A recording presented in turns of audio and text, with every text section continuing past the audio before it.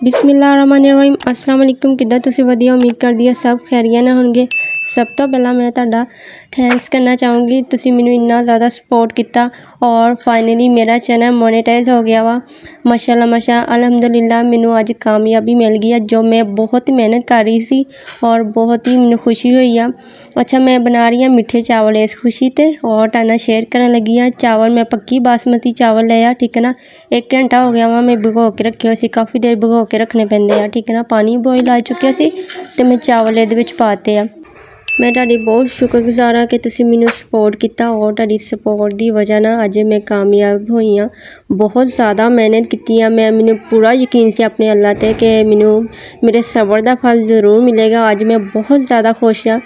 अगर तुसीं मेरे चैनल ते नवें तो जल्दी ना जाके सब्सक्राइब कर दो और नाल ही बैल आइकन दा बटन प्रेस कर दो ताकि तुहानूं हर आने वाली वीडियो मिल सके। चावल बॉयल हो चुके हैं और मैं पानी इदा निकाल लूँगी, ठीक है ना।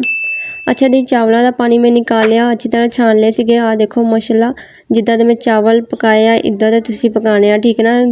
मिठे बनाने आ तो इस तरह गलाने आ, ना इन्ने ज़्यादा पक्के होण ना इन्ने ज़्यादा कच्चे होण, ठीक है। बिस्मिल्लाहिर्रहमानिर्रहीम, बिस्मिल्लाह दी बरकत। 1 कप मैं घी दा लिया वा और 1 किलो मैं चावल बना रही है। मिठे चावलों ते घी इस्तेमाल ज़्यादा होंदा वा और चीनी का इस्तेमाल मैं कितना कर रही हाँ, 3.5 कप चीनी आ, ठीक है ना। और थोड़ा ही ये पानी ऐड करूँगी, इन्ना ज़्यादा नहीं है, बिल्कुल थोड़ा है, ठीक है ना। हाफ गिलास नालों भी थोड़ा कम होना वा शायद। और यदि चास बनावांगे अच्छी तरह चीनी नहीं मिक्स करांगे इहदे अंदर और थोड़ा जिहा टेस्ट वास्ते खुशबूदार लई इहदे विच मैं पाऊँगी इलायची, ठीक है ना। सब्ज़ इलायची है जो बहुत ही मज़ेदार लगती है और इहदे नाल खुशबू बहुत ही ज़बरदस्त आएगी। तुसीं इहदे विच इलायची पाउडर भी पा सकदे हो, अगर नहीं पाउडर पाना तो इलायची के दाने, ठीक है ना। मैं इलायची के दाने ही पाऊँगी, ठीक है ना, मैं पाउडर नहीं बनाया। इहदे अंदर तुसीं चीनी अच्छी तरह मिक्स करनी है ताकि इहदी चास इन्नी ज़्यादा नहीं पकाउणी, तुसीं इहदे अंदर चीनी मिक्स करनी है अच्छी तरह, ठीक है ना। फिर तुसीं इहदे विच चावल पा देने आ। देखो माशाल्लाह ज़बरदस्त मिक्स हो चुकी है इहदे अंदर और चावल में बॉयल करके रखे सी इहदे अंदर पा दूँगी, ठीक है ना। और चम्मच हिलाई जाना ताकि अच्छी तरह मिक्स हो जाए और इहदा जो पानी अच्छी तरह खुश करना वा, ड्राई करना वा, ठीक है ना। फिर इहदे विच मैं होर चीज़ ऐड करूँगी, वीडियो नूं तुसीं पूरा देखना वा, ठीक है ना। और बाकी चीज़ां मैं बाद च तुहाडे नाल शेयर करी जाऊँगी, ठीक है ना। अज दी रेसिपी आ मिठा और क्योंकि खुशी का मौका वा तो मैं कहा चलो मिठे की शुरुआत होनी चाहिए आ। अच्छा, कभी मैनू व्यू नहीं आते होंगे सी, बहुत ज़्यादा मैनू गुस्सा चढ़ता होंदा सी कि मैनू व्यू नहीं आ रहे, कि मसला मैं वीडियो भी हर तरह सही बना रही है, थंबनेल सब कुछ सही होंदा सी, कभी 10 व्यू कभी 20 व्यू, पर कोई नहीं। फिर मैं कभी हिम्मत नहीं हारी और कभी हौसला नहीं हारिया कि मैनू ना उम्मीद मैं कभी नहीं हुई, पर मैनू गुस्सा भी आ जाता होंदा सी। खैर जिथे इन्नी मेहनत करते हैं उत्थे रिजल्ट ना मिले तो गुस्सा तो आंदा ही आ, पर मैं अल्लाह अगे नमाज़ पढ़ के ज़रूर दुआ करती होंदी कि मैनू कामयाबी मिल जाए बहुत जल्द। 15 मिनट में दम दे दिता सी, ठीक है ना।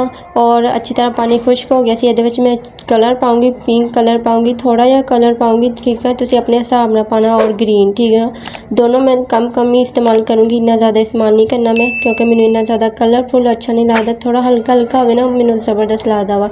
अच्छा, इहदे विच बादाम वगैरह किशमिश जो चीज़ां तुसीं ऐड करनियां होण कर सकदे आ। 10 मिनट मैं कवर कर दूँगी। बिस्मिल्लाहिर्रहमानिर्रहीम, बिस्मिल्लाह दी बरकत। माशाल्लाह बहुत ही ज़बरदस्त खुशबू आ रही है मिठे चावल। उम्मीद है तुहानूं अज दी रेसिपी ज़रूर पसंद आएगी, बहुत ही मज़ेदार। अच्छी तरह मिक्स करांगे माशाल्लाह बहुत ही कलर कलर चावल आ, माशाल्लाह बहुत ही ज़बरदस्त रेसिपी है। उम्मीद है अज की रेसिपी तुहानूं ज़रूर पसंद आएगी और बहुत ही मज़ेदार चावल आ। मिठे चावल तो बहुत ही मज़ेदार लगन दे और कलर मैं थोड़ा जिहा कम रखा वा, अगर तुसीं ज़्यादा इस्तेमाल करना तो बेशक तुसीं अपनी मर्ज़ी ना कर सकते हैं। इस तो मैं थोड़ा जिहा बस कम रखा ताकि हल्का हल्का कलर इहदे विच आए और वाइट भी मैनूं चाहिदा सीगा। बहुत ही मज़ेदार रेसिपी रेडी हो चुकी है माशाल्लाह। उम्मीद है अज की रेसिपी तुहानूं ज़रूर पसंद आएगी। मैनूं सपोर्ट करने लई तुहाडा बहुत बहुत शुक्रिया, दिलों तुहाडा शुक्रिया करदी हां। और बहुत ही मज़ेदार रेसिपी तुहानूं शेयर कर दी है, जिथे इन्नी ज़्यादा खुशी है मैं कहा मिठे की शुरुआत तो होनी चाहिए। और उम्मीद करते हैं अज की रेसिपी तुहानूं ज़रूर पसंद आएगी और भी ज़्यादा मेहनत करूँगी इंशाल्लाह। इदी मैनूं सपोर्ट करते रहो और इदी हमेशा अपनी चाहत मेरे नाल शेयर करते रहो। हमेशा कमेंट करके लाजमी दस्सिओ तुहानूं मेरी रेसिपी किद्दां दी लगी, मैनूं कमेंट करके लाजमी दसना तुहानूं मेरी रेसिपी किद्दां दी लगी। अपना बहुत सारा ख्याल रखियो और मेरी रेसिपी नूं अपने प्यारे ते शेयर भी कर दिया करो। असीं फिर मिलांगे नवें चस्के दे नाल, नवीं रेसिपी दे नाल। ओके, अल्लाह हाफिज़।